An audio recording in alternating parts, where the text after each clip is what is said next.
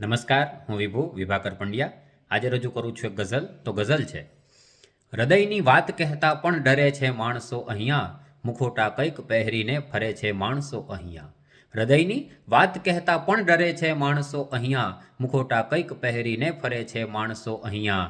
ટકી રહેવાને ભવસાગરમાં ખુદની ચેતના મારી, જુઓ ને લાશની માફક તરે છે માણસો અહીંયા.